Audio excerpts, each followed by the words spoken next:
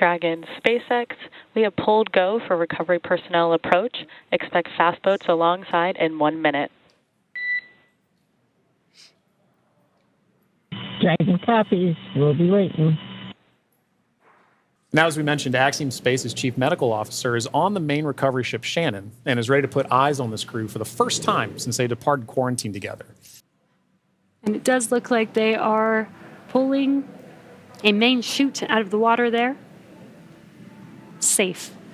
But we do recover those main parachutes, keep them out of the water. Exactly. And as we just discussed, each of these fast boats has a very specific role that they play. We're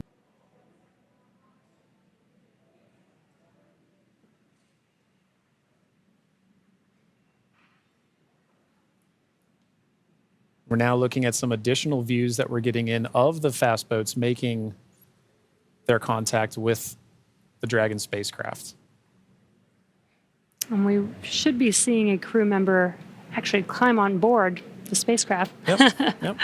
Do some final safety checks and then help begin setting up the rigging for the spacecraft to be lifted out of the water. That's right. It's all part of a coordination, a choreography of events, right? Getting from spacecraft is in the water. What are the next few steps that have to occur before we can get Dragon onto the recovery vessel Shannon? We're taking this time to make sure that we're operating smoothly, that we're operating safely, so that we ensure a safe return for the crew on board the vessel and back home to their families and teams. If you're just joining us from home, you are seeing live views of the Dragon spacecraft that has returned home from the Axiom 4 mission. After launching on June 25th, the Axiom 4 mission... Dragon SpaceX, Dragon to ground is now unprivatized. Comm check.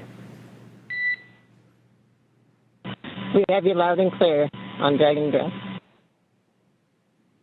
Copy, Dragon. We have you the same.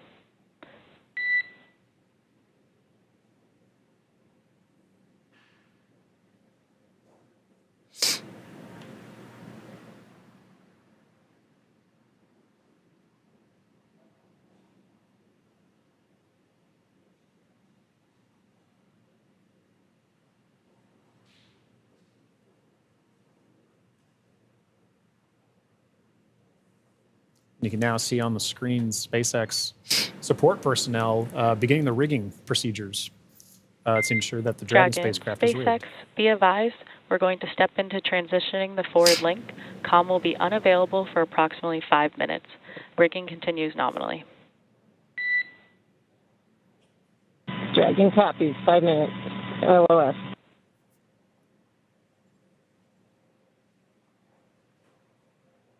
Again, the Corps just keeping the crew updated with the operations that they're performing. They won't have comms for about 5 minutes, but rigging is continuing, as we can see there, with the recovery crew member standing on top of the spacecraft. Yeah, working very important procedures for the next phase of the AX-4 mission.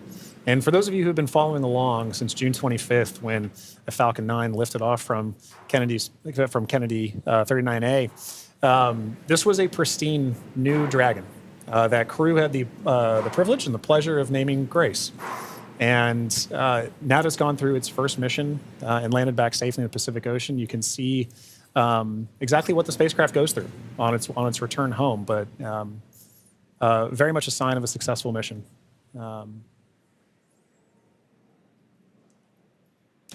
Yeah, I love the tradition that the first crew that flies in the spacecraft get to name the spacecraft.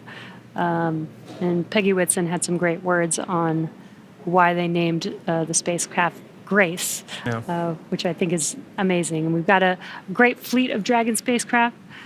And speaking of Commander Peggy Whitson, she's actually our third frequent flyer. Yeah. Our first frequent flyer was Michael Lopez Alegria from Axiom Space. Yep. Second being Jared Isaacman when he flew on the Polaris Dawn mission. And now Peggy Whitson flying for a second time on a Dragon spacecraft. At SpaceX, we're trying to make these vehicles reusable, just like aircraft when you fly and fly over again multiple times a day. And we're getting closer and closer to that with the same crew members Exactly. flying again, which is Exactly. awesome. And it's important to note, right, that kind of mission-to-mission lineage, right, allows crew members like Peggy Whitson, like Michael Lopez Alegria, to better help inform the next crews that are coming with them, right? The more familiarity that you get with the vehicle, the better equipped you are on your mission. And I, as a personal Peggy super fan, I cannot imagine a more fitting astronaut to be able to give a name to a new vehicle. I love the messaging behind why they chose to name it Grace. And to your point, Jesse, about the frequent flyers, I loved that during launch we could see I don't know if it's a new tradition potentially, but we got to see some boarding passes that SpaceX provided Yes. to the AX4 crew, and because of her frequent flyer status, Peggy Whitson got a gold boarding pass, and I absolutely adore that she was able to have that distinction. Yes, just add it to her resume. Yeah, you can add it to the resume. SpaceX frequent flyer.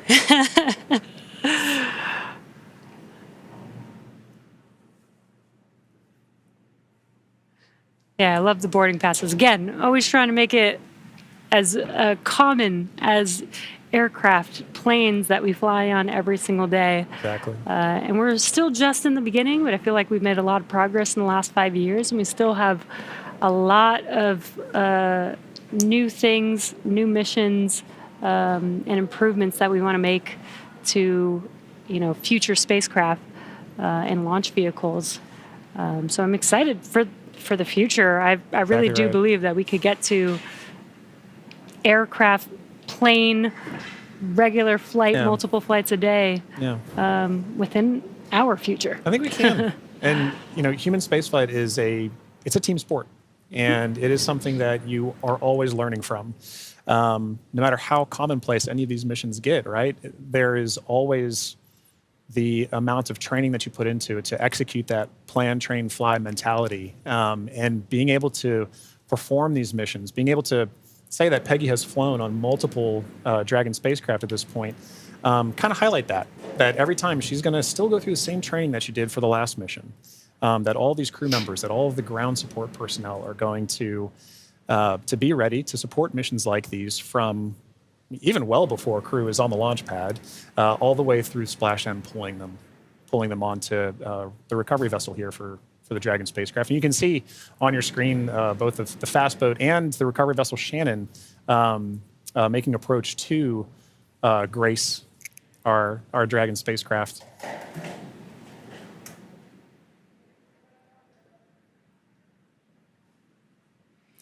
There you could see what we call the Dragon nest.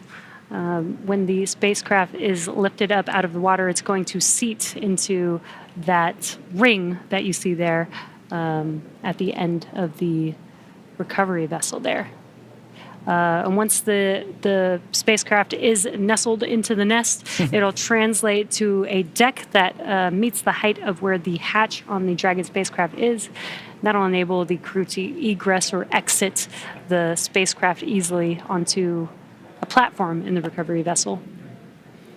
And talking about the crew, Jesse, we've mentioned this idea of this kind of understanding the aspects of spaceflight, as mentioned earlier, being able to do STEM engagement on the mission, but also being able to spend time and honestly, your crew commander being somebody like Peggy Whitson, for Shooks and Suave and Tibor to be able to take that knowledge back to their respective space agencies and to their countries is a huge step forward for what you just mentioned earlier about making sure that that human spaceflight as a team sport continues for everybody to understand what's going on, because now Shooks and Suave and Tibor have a very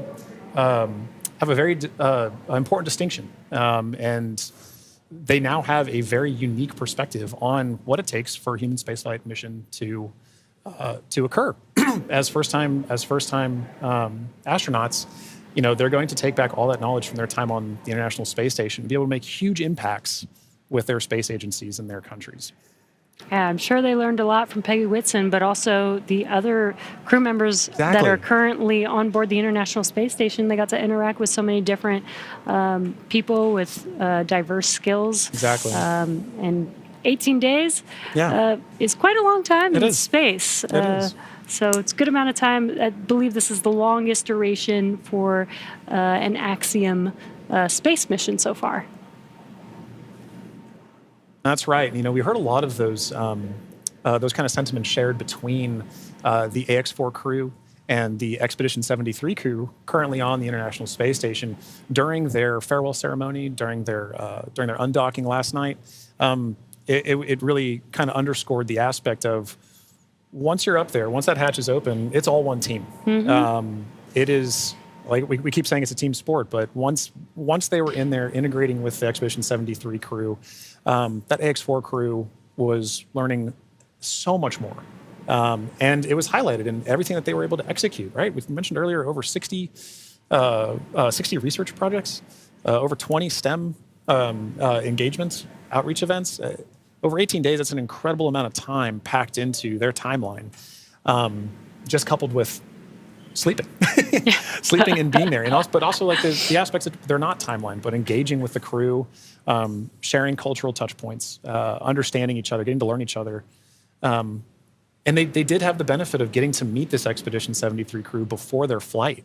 So by the time they were opening that hatch, they kind of knew each other. And I think it's an incredible aspect of this mission for sure. That's so awesome. Yeah. I wonder what their comms were. I'll meet you in space. Exactly right. I wish I had the ability to say that. That'd be so cool. One day when we're all able to fly in space. All right, sounds good. I'll see you in space then. See you in space, John.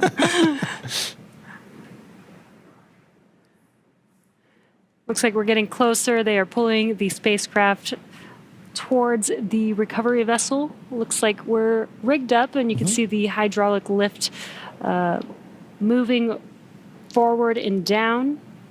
And then it will begin to lift the spacecraft out of the water and again into that Dragon nest that you see there on the recovery vessel.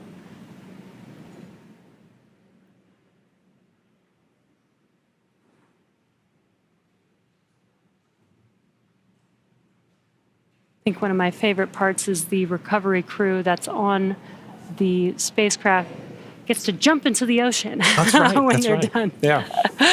And it's nighttime in the Pacific, so it might be a little cold. We'll be a little chilly. But definitely a unique part of the job. Exactly right.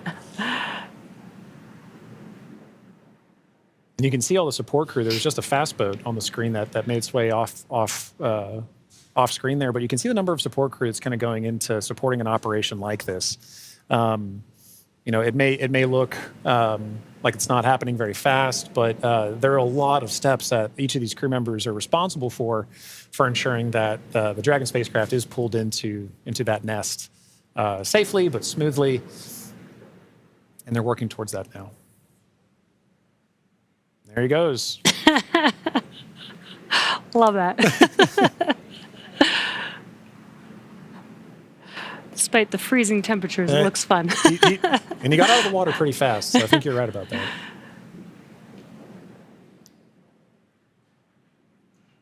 All right. Looks like lift is about to begin.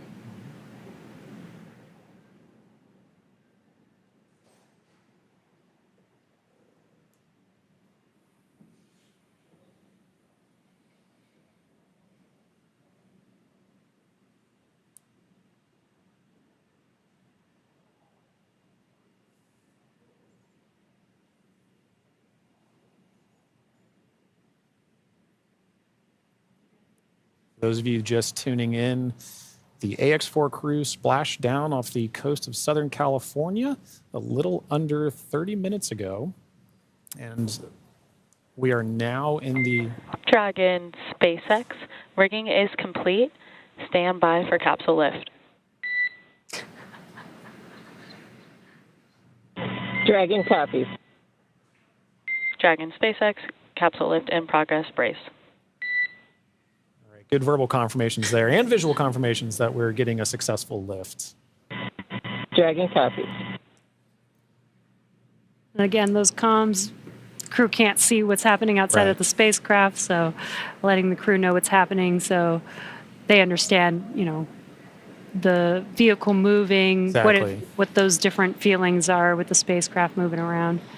Trying to give crew some level of situational awareness of where they are and where they're going next. So Dragon will remain in the nest during the crew extraction and for the journey back into port. The spacecraft is currently was just lifted, as you saw, and set on the nest. And from here, it'll be centered and oriented. And then from there, Dragon will be translated into the hangar underneath the helipad aboard the ship so that we can then open the hatch. And once open, a SpaceX medical doctor will be the first one in to check on the crew to see if they are ready to egress out of the vehicle. And as we noted earlier, Axiom medical teams are also on the recovery vessel working in tandem with SpaceX staff to assess and assist the crew. The astronauts will egress, or what we call exit, from Dragon's side hatch, pending spacecraft orientation in the water. Before opening the hatch, the spacecraft's cabin pressure must be equalized with the outside environment. Now, once the hatch is opened, that will be the Axiom 4 crew's first breath of fresh air since boarding Falcon 9 at the start of their mission on June 25th. And that will be an exciting moment for the crew, I know. But for the crew and also for the ground crews, getting that first confirmation of your crew exiting the spacecraft, getting good medical checks, and then coming out and giving a thumbs up is something everybody wants to be able to see, and we'll be able to see it soon. Yeah. And it looks like the spacecraft is nestled into the nest. Dragon, SpaceX, welcome aboard the recovery ship. Apology for the delayed call earlier. We are still working to transition the forward link. Recovery personnel are completing their final checks, and I will let you know when we are ready for translation across the deck to the egress platform.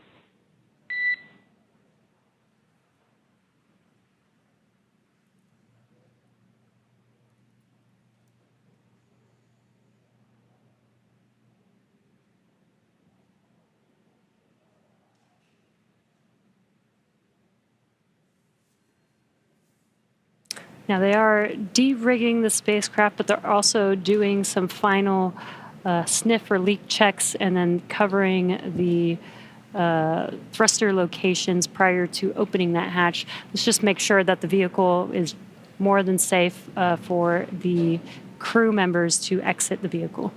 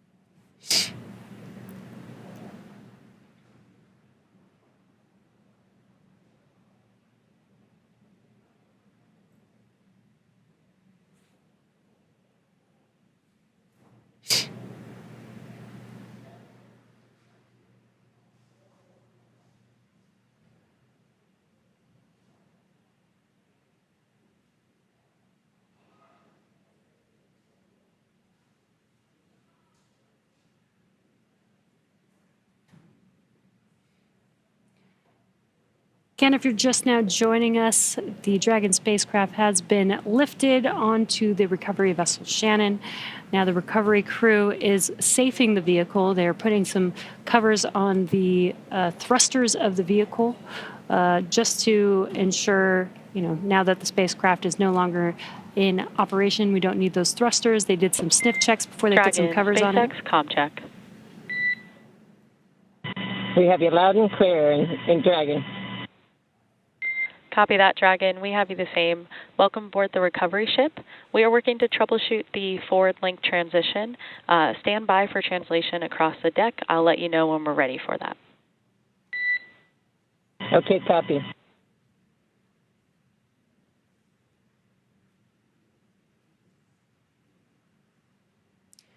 The crew is preparing for translation. This is where that Dragon nest is going to move the spacecraft towards the deck, and that deck is going to meet the bottom of the Dragon hatch, and that'll enable the crew to egress or exit the Dragon spacecraft onto a platform on the recovery vessel. And again, the recovery crew looks like they may have finished safing the vehicle. The translation will be happening soon. Dragon, SpaceX, final checks are complete. Translation across the deck to the egress platform will begin shortly. There is a chance that we get a lot of alarms. No concern. Dragon, copy.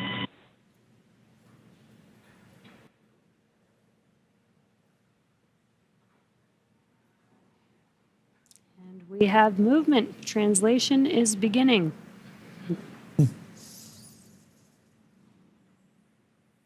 Some residual ocean water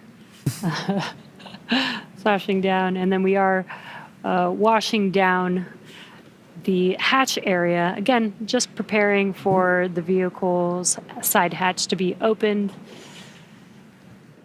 Getting some of that salt water off, maybe some of that plasma from reentry off. Right, all nominal processes to ensure that that crew can safely egress the vehicle, but also that ground personnel are safely protected while handling the spacecraft and crew as well.